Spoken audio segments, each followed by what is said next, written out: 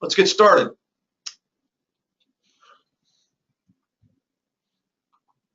So we're here to talk about the new requirement for the incentive program. In order to receive in this year's 2000 the 7.5% safety discount, one of the things we changed this year included was the requirement for a safety action plan. This is only really required within the workers' compensation safety discount. You don't have to do this within the property and liability, but you can. We'd actually encourage you to do it. We'll talk a little bit more about the reasons why. Again, would like to see you develop this plan in 2016.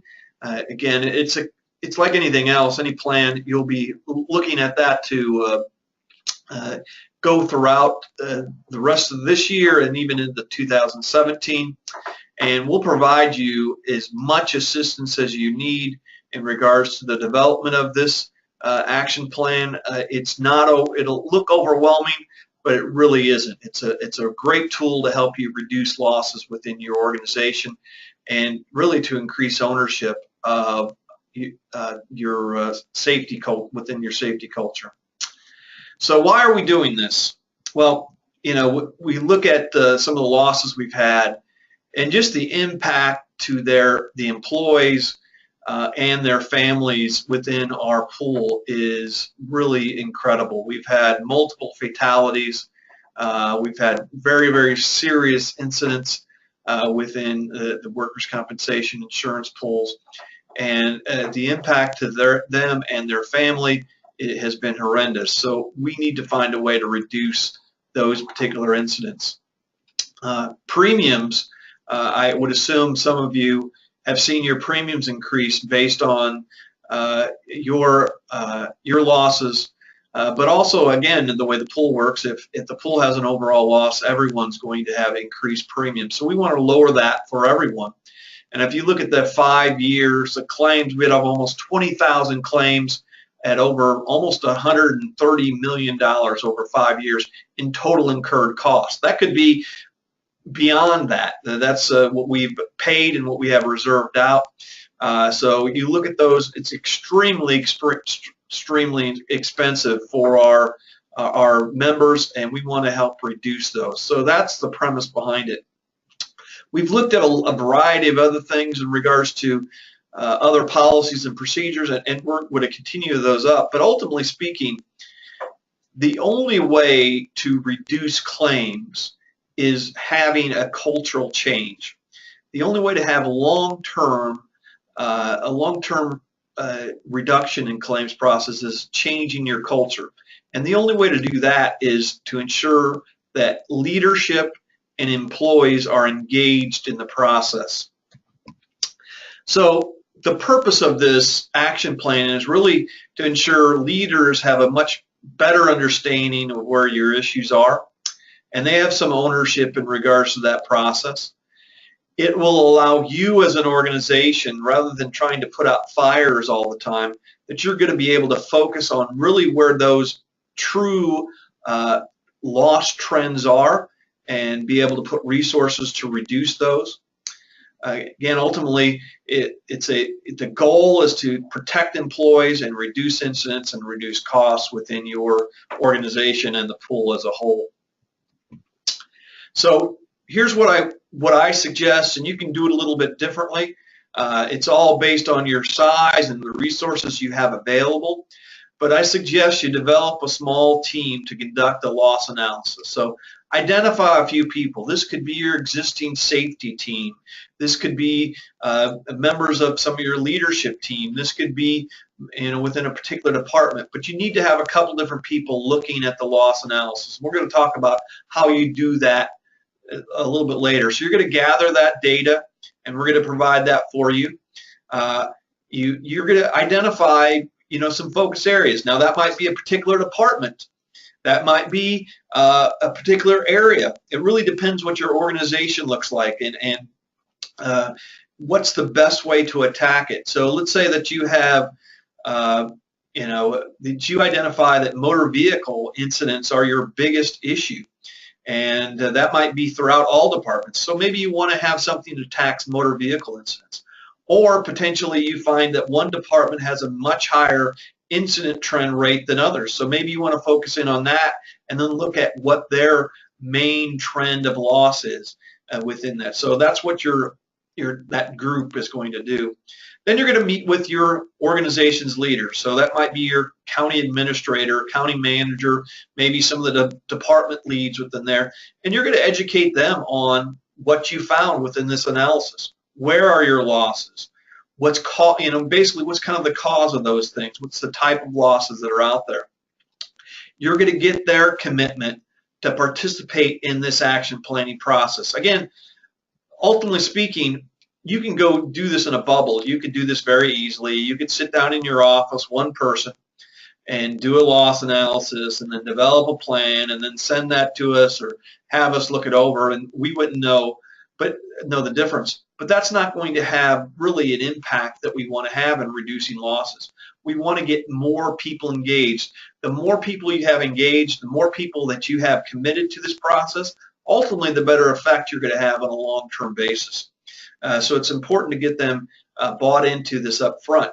And again, if you go out and do all the work yourself and then ultimately show it to them, they're not going to have buy-in. In order to get buy-in, they need to be a part of this process. So once you get some of your organization's leadership involved, at that point in time, then you would meet with, let's say, the specific department that you're going to post. Let's say it's the sheriff's office, or let's say it's Public Works, or let's say it's fire and EMS. So you'd sit down with the fire chief and you'd educate and some of their leadership within the fire chief and say, hey, here's some of your losses. And maybe they will, again, depending on the resources they have, maybe they'll sit down and say, hey, these are issues. We think we could do this, this, and this to develop an action plan. That might be something. Or maybe they develop a smaller team within their fire, the EMS or chief, to help develop an action plan to address this. We're going to talk a little bit about that more. But ultimately, you want to get those departments engaged. It can't be dictated to them what they need to do. They really need to come up with it themselves, because ultimately, they're going to own the implementation. They're going to be more likely to own the implementation if they're out there really identifying what the root cause of these issues are. So who should be involved in the process? Again, the more people, the better. So we have the safety coordinator, ACCG Risk Control. So your LGRMS representative. And then again, we are the arm of ACCG Risk Control. We're out there to assist you. And there's multiple ways for us to provide that particular assistance through coaching and counseling in regards to problem solving, assisting you with giving loss analysis, and a variety of other things. Elected and appointed officials. Again, the reason we want to get those folks engaged, those people make decisions on a day-to-day basis. Those people are the people that report to, that the department managers report to and listen to. And if they're not engaged in the process, if they don't have some level of ownership, those department and lower level people are not going to be engaged. So we need to get those people engaged. And then supervisors and managers. These are the people that are going to be implementing the program on the floor. So they need to be engaged and know what the process is and have responsibility to implementation of these action plans. Again, we'll provide you with loss analysis information. You can look at it a variety of different ways. There's a variety of different materials we can provide you. But you guys know your losses, hopefully, than we'll ever know. You know where the losses occurred. You know the detail behind those. You know the people involved. And the last thing we want you to do is you might have a high dollar figure in some area, but if it's a one-off incident, we don't want you chasing that particular trend. Or if you feel that the trend is much more valuable to chase on another area, then you know much better than we will ever know. We're relying on your interpretation of this data. We can provide the data, but you guys are the people that will need to interpret it. Let's stop, and I'm going to stop just a little bit and see if we have any questions or comments. Does anybody have any questions or comments? I'm going to open up the mics for Steve. Steve Waddell, are you out there? Yeah, Steve Waddell. Waddell, sorry about that, Steve. Any questions or comments thus far? No, it's kind of a gimme when you're in county government that, our public works is probably going to be the area we need to work on because, they have issues out in the field, constantly, machinery on the roads and, it's just, they're out there just waiting on an accident to happen sometimes. Yep, and again, a lot of incidents are public works. We have a lot of. We'll talk about those. I'll talk about that in the loss trend. Thank you for your comments, Steve. Let me see if there's anybody else out there that wants to chit chat. Find somebody with their hand raised here. Kevin Beals, are you out there? Kevin. Okay. Let me see. Kenny Dodd, are you out there? Well, Kenny and Kevin don't want to play, so we'll continue to move on. I've included it, and again, we can send this presentation to you guys a little bit later, but I've included some examples of loss runs we can pull. This, will give you details. I've hopefully removed all the names off of here. This is a sample county, gives you a description and some other things. I can give you this format in an Excel format. I can give you all the information. So if you're good in Excel, request it to me from Excel and I'll pull it for you. You can also request this from your loss control representative. So we have this format. We have something to this, and this is really provides, and we can do this probably down to the department level too, but this provides analysis. Oops, and I shouldn't, I'm going to go on to the next slide. I should have removed the name, but that'll show the cause in regards to where issues are within your area. This is a sample. What I have up here is really kind of a sample based on the pool as a whole. And we can provide this information you basically in this format for each of your locations. It's fairly simple. It's really associated with the format that we have for the action planning process itself. But as you can see here, this as a pool as a whole, sheriff's office, jails, and police account for about 39% of all workers' compensation claims, and that's within the pool as a whole.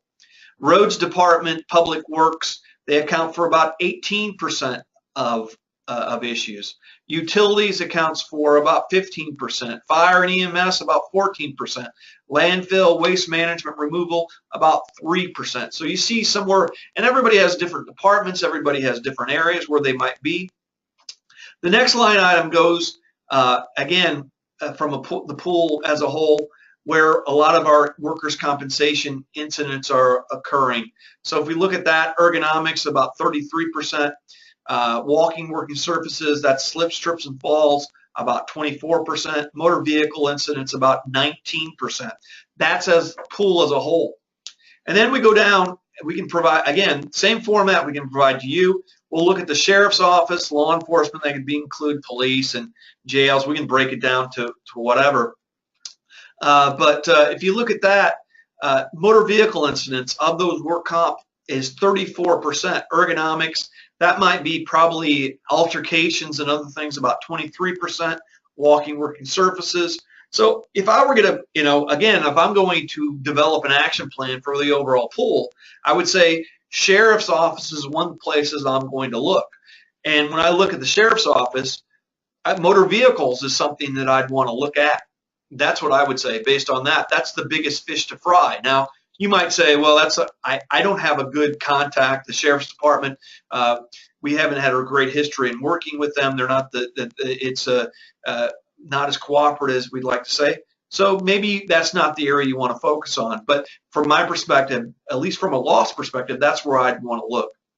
And it's about building those relationships. It's about working with them. And that's why you don't necessarily want to go in there and, with both guns blazing. You want to say, hey, educate people to the opportunity and say, hey, we can help you to reduce workers' compensation costs. And what's going to, the benefit to you is more funding for this, or more less issues with people off of work, things to that effect. We're here to sell the concept of this to these leaders, not necessarily to dictate to them.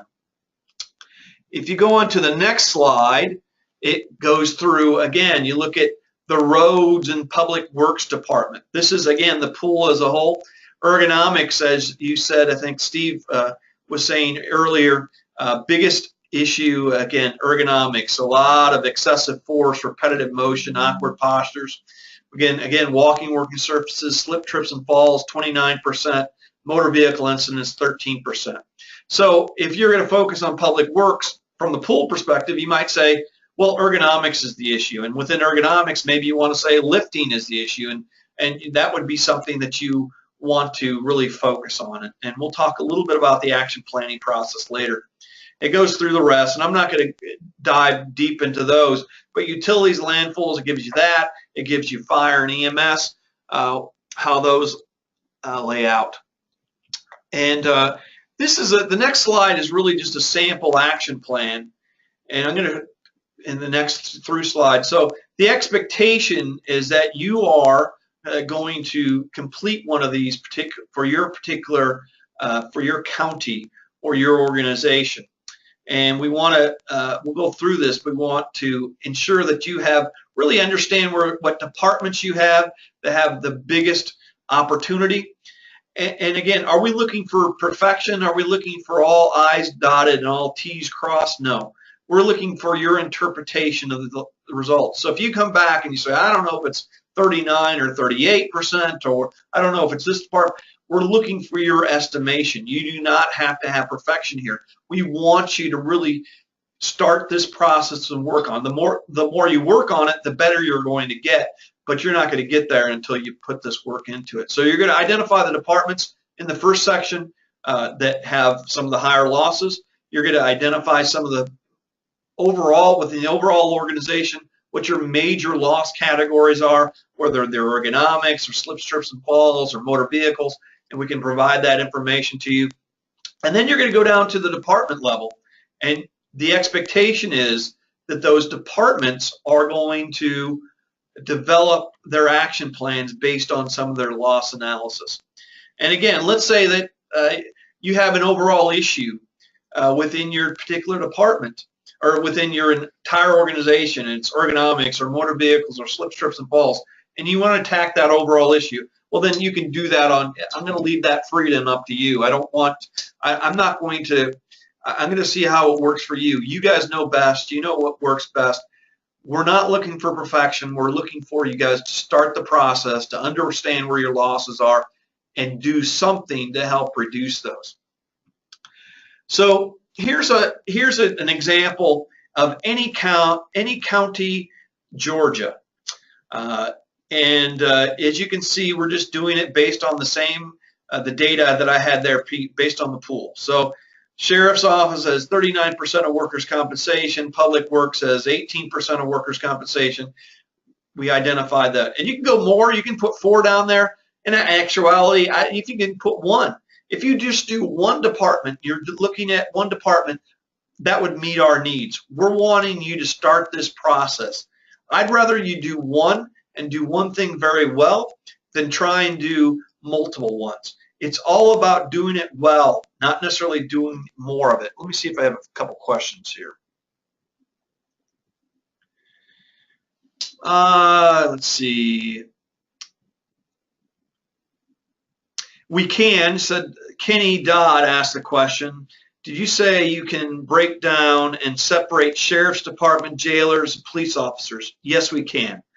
We have separate line items for each of those particular departments, so we'll be able to break that information down. So that should not. So great question, Kenny. Thank you for that. And if you can, take out your gold marker and make a little star there for you. Appreciate the question. Keep those questions coming if you have any. Again, what we did here was for the pool as a whole, but you kind of duplicated where we have different issues. Now, I put, There's not an expectation that you're going to do this for the property and liability piece, but if you have property and liability insurance with us, you might want to do a loss trend for both at the same time. A lot of times, especially within motor vehicles, they correspond with each other. Motor vehicles are the highest loss rate for both workers' compensation and property and liability within law enforcement itself. That's your biggest cause of issue. But if you go into the next slide, so the sheriff's office, motor vehicles are their highest type of incident. 34% of their workers' compensation costs are related to workers' compensation. So they've had 12 incidents a year in motor vehicles. They set a goal. They want to have some type of goal, because if you don't have a goal, how are you going to have an action plan to help reduce that? So they have 12 incidents a year. They might want to go to, and I'm trying to see the slide here so I can see what I've actually put down. Their goal is to cut that in half. And I put this for 2015 and 16, but their goal is to cut it in half, so to go to 6 incidents per year. So how are you going to do that? That's a tremendous reduction, 50% reduction. If you're going to do that, you need to have an aggressive action plan to do that. Now, a lot of people say, well, we have motor vehicle incidents, let's do training. And training is a great part of an action plan, but it's not the end part of an action plan. You want to have multiple pieces of that. If you don't have leadership committed to reduction of these particular incidents, you're never going to be able to reach your goal. Training is one piece of that. Training should support your leadership's commitment to this process. So within this particular action plan, you can see part of the issue is they communicate the targeted goal and the status to department monthly meetings. So they have the goal up there. They're going to get down, cut their incidents by 50%. They're going to communicate that to their entire staff and make sure everybody knows what that is. And they're going to include that in people's evaluations. So they're not going to be considered successful unless they reach that particular goal. And again, you have to look at that. That's based on your own culture, and it's all about your organization, how that works. These are suggestions. You don't have to go through this verbatim, but this is something that will get you to where you want to be. The next piece is they're going to enhance or develop a motor vehicle policy. So some people have don't have motor vehicle policies at all. Some people have a tremendous motor vehicle policy. Some people might need enhancement. But a good motor vehicle policy, in order to reduce incidents within law enforcement specifically, will have a pursuit section. We'll talk about pursuits. We'll talk about what the expectation for operation is. There'll be some level of expectation to investigate incidents, motor vehicle incidents, to determine who was at fault. Have some accountability in regards to at-fault incidents. Those are all things that we have with our standard motor vehicle policy. And again, you can request that from us. These are assigned to people within the sheriff's office. This is not assigned to you as the safety coordinator. This is assigned to somebody within the department. They own this process. They are responsible for it. There's a date of completion on that, and then a status. And then ultimately speaking, when you go through this on maybe a monthly basis, or you're looking at it, you're going to report this entire action plan to people in regards to the statuses. So you update the policy, you investigate all motor vehicle incidents, no matter the severity or root cause, corrective action. You communicate the results and investigation to the department staff. That's part of it. You provide training related to the expectations, policy, and incident trends. Do that. And then provide feedback during supervised ride-alongs. That's an action plan. You have a comprehensive process. You're going to look at a variety of different things. Do you have to do all these things? No. Can you do other things? Yes. But this is the format that we're looking for. You might want to just do some type of training, but what I'm saying to you is it's probably going to have little effect unless you have leadership committed to the reduction of these particular incidents. Let's see if you have any questions out there. Questions or comments from anyone in the area. Let's see. This is from Lynn Barber. Is the audited contribution statement, well, let me see. Let's see, Lynn. Is the audited contribution statement received each year on the losses for our county the only year audited, or is it based on the county? We allocate costs to the department based on the audited statement. I have Ashley Abercrombie with me. She's going to answer that, I'm sure. The audited contribution is basically a true-up with your actual payrolls from the prior year, and it's based upon the rates for that prior year times your payrolls, your actual payrolls by class code. And your experience modification that we use in the rating is the same as it was when we initially billed you for that prior year. So the losses that you have in that year really don't impact that audited contribution, because that's based, the only thing that changes from the estimate to the audit is your actual payrolls that are being collected for that prior year. Does that answer your question? Lynn, does that answer your question?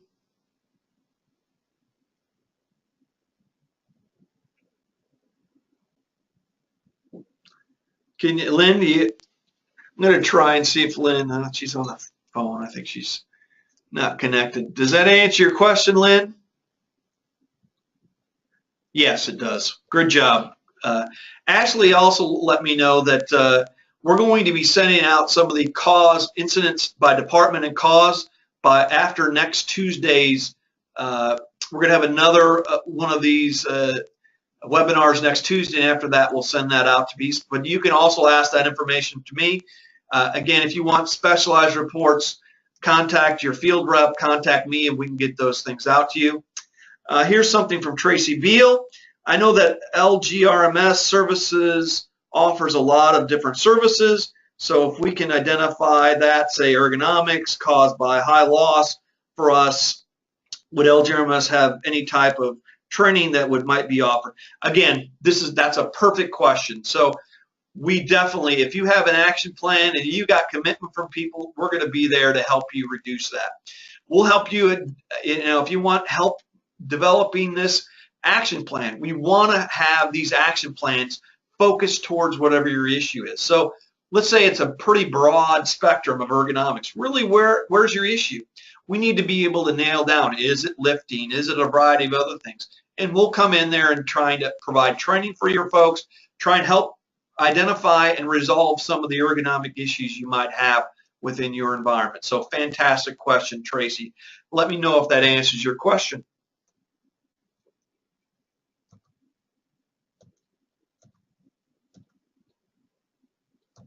And Tracy says yes. So Tracy, thank you very much. Well, let's continue to go here. If you look at, again, public works, kind of the same thing. So to Tracy's point, ergonomics is the issue. 35% of issues, they had 9 reported ergo claims in 2014. They want to get it down to 5 in 2016. So that's their particular goal. They're going to communicate those targeted issues to their department. They're going to talk about that. They're going to enhance or develop a lifting ergo policy. So we can come in and provide you policies, but we can provide training. But if the ultimately supervisors and managers aren't engaged in the development of this process, it's not going to be managed on the floor. We can say don't lift more than 50 pounds, but if everything you lift is over 75 pounds, that training is only going to frustrate people. So I would suggest you develop a policy. It can be very short. It can be a 1-page. But have something that everybody can work on, and we can help you with that. Again, investigate all ergonomic incidents, no matter severity. You want to find out the root cause and corrective action. Provide training on ergonomics related to expectations policies. We can help you provide that, again, based on your question previously. And then develop risk reduction teams. So what this will do is really go out there and identify issues within your area that might be ergonomically based. I'll give you an example. We had a member on the city side that was picking up garbage, and they were having a tremendous amount of back injuries. And the reason they were having issues, they were having to, they had within the streets, they had holes that had metal lids on them. They'd lift up the lids, and that's where they'd put their trash. And then people would have to open the lids, the sanitation workers, and then pull the trash out of there. Tremendously bad ergonomic, awkward postures, excessive force that cause problems. Now we can go ahead and provide training, but we can train up the wazoo, but until we remove that particular hazard, they're always going to be at risk. There's no way training can resolve that issue. So what we did was we did away with, in that particular organization, they did away with that process. Now they have a mechanism that reduces that risk for them. You can't do that for everything, but for those high risk issues, you need to be able to identify those and be able to potentially put in a system that's going to reduce the risk to your employees and that your employees will use. The last piece on this, again, is getting buy-off based on this entire action plan. And this is probably as important as everything else. And I put mayor. It should be your city manager, your county manager, county administrator in regards to that, your top administrator, executive, department leader 1, department leader 2. Those are the things, and you can call it sheriff's office if you'd like versus department. But it's important to get their buy-off and sign on it and commitment that not only are you going to commit to doing those, but they're going to review those on a periodic basis to ensure those plans are implemented. So that's the process. Again, it's really, the more you communicate this process to other people once it's completed, the more successful you're going to be. So if you have a department that's involved, get everybody involved. Communicate the entire plan, action plan that they're going to be able to do so that they know they're part of this process. Get them committed through the reduction in that goal. Ask for assistance from us. We have a lot of resources, and that's what we're here for. So you can pick up the phone and call me. You can pick up the phone and call any of your loss control representatives. We're here to help you. Again, the more you review this, to see you're at in regards to against your goal, against your action plan items, the more successful you're going to be. If you find opportunities, be flexible. Maybe you have to change things around. Maybe you have to change dates. But when you're successful, celebrate. Let us know. We want to celebrate too. We want to raise the roof when you have met your goals, when you have accomplished a particular line item on your action plan. Don't be afraid to be flexible and tweak things. You can tweak them not only on an annual basis, you can tweak them when you need to. So it should be a flexible plan based on where your resources are. We want you to be as successful as possible. Again, we're not looking for perfection. We're looking for you to identify where your opportunities are and start the process to controlling those particular risks. I have a question here, and I'm going to let's see. From Kenny Dodd, in Polk County, we've had several officers injured while trying to arrest suspects who resist arrest. We have tasers, but sometimes they don't work, and because of use being a small agency, the officers are usually alone. An action plan might be tough on that, and it might be. So, one, we might have some suggestions internally that you can look at, but if you have, that's where your issues are. Let's say your biggest trend is something, but you don't think you can have a huge impact in regards to that, move on to something else. Try and find something that you'll be successful in reducing, whether it's within a specific department. So maybe you don't have the best relationship with the public works department. Maybe they're not been cooperative. Maybe you have a better relationship with the fire and EMS or the sheriff's office. Those might be better departments to start off with. We can help provide you training. We can provide a lot of different things to help you work down this particular road. But also in regards to the altercations, that is a big piece. We do see a lot of incidents from altercations, and we do have some opportunities there to help you reduce those things. So work with your field rep to help that. Can you send us a PDF file on safety action plans for us to start filling it out? Yes, I can send you actually an Excel spreadsheet, and we're going to do that. You're going to do that when you send the loss information. Actually, there is one online already where Okay. we store the safety discount program materials. So a PDF, a fillable PDF version is already online, as well as the verification forms. They're fillable. Okay, so the again, Ashley says those PDF formats, it's a fillable PDF format that's online. It's available right now within the safety incentive portion of the website, of Right. ACCG's website. If you go to accginsurance.org, you'll see the safety discount program up under workers' compensation, and materials are there. Okay. Good question, Gwen. Anybody else have any questions, comments?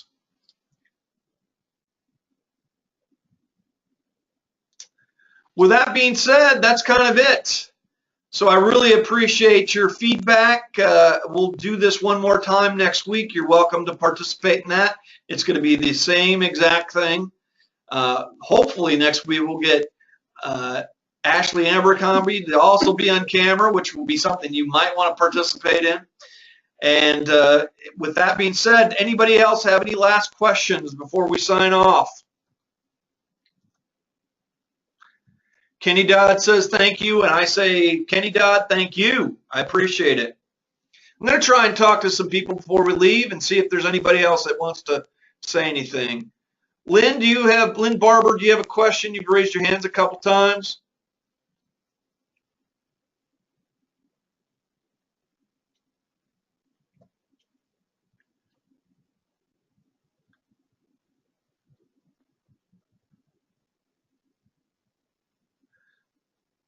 I'm going to go to my old buddy. Let's see.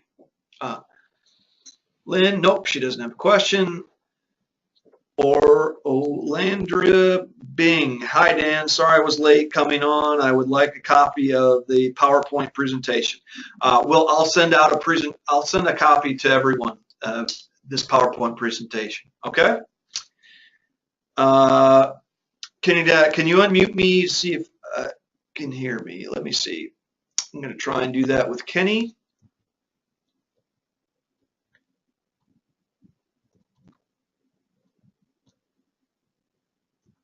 Kenny Dodd, are you out there? Kenny Dodd, are you out there? I got you unmuted at this point in time.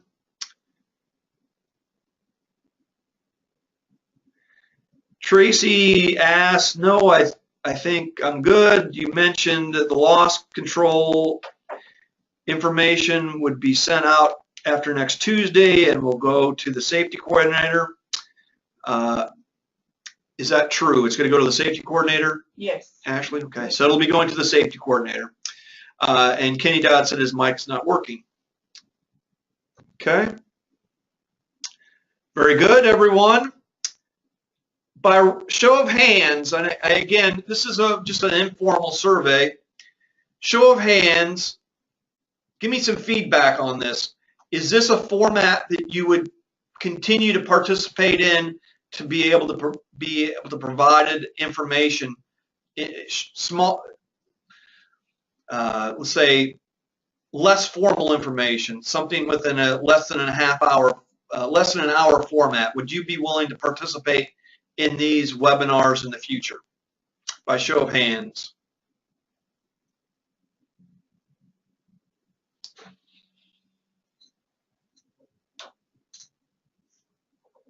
Okay, the vast majority. Very good, very good. Thank you so very much, and have a great rest of the week, and happy Easter to all of you.